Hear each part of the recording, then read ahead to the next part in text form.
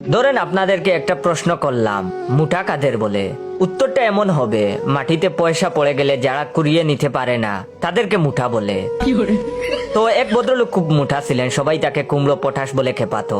একদিন লোকটি স্থির করলেন যে তিনি আত্মহত্যা করবেন। শহীদ মিনারের উপরে উঠে জাপও দিলেন, যদিও তার মৃত্যু হলো না। তারপর হাসপাতালে শুয়ে তিনি কাতর গলায় নার্সকে জিজ্ঞেস করলেন, আমি মরিনি?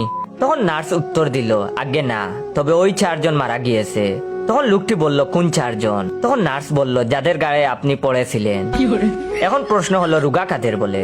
উত্তরটা এমন হবে, এক পিস কাপড় কিনে যারা অনেক জামা বানাতে পারে তাদেরকে রুগা বলে। তো একদিন এক ভদ্রলোকের বাড়িতে এক রুগা চুর চুরি করতে ঢুকছিল। ভদ্রলোকের ঘুম ছিল খুব পাতলা, চুরির টুকটাক শব্দে রাতে ঘুম ভেঙে যায় তার। তিনি চুরকে ধরে মেরে অজ্ঞান করে দিলেন।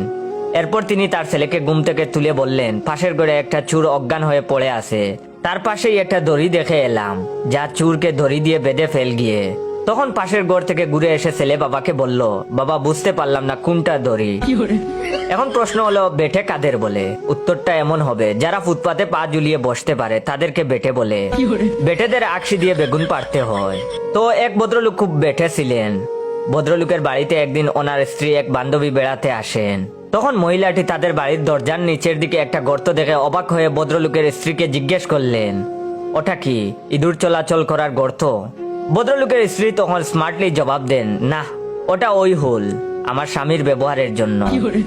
এখন প্রশ্ন হলো, লম্বা কাদের বলে? উত্তরটা এমন হবে, যারা মই ছাড়া দোতলার জানালা দিয়ে উকি মারতে পারে তাদেরকে লম্বা বলে। তো একদিন অমিতাভ বচ্চন সবজি বাজারে সবজি কিনতে যান।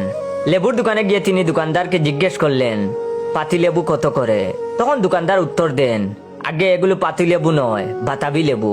আপনি উঁচু থেকে দেখছেন বলে আপনার পাতি লেবু মনে হচ্ছে।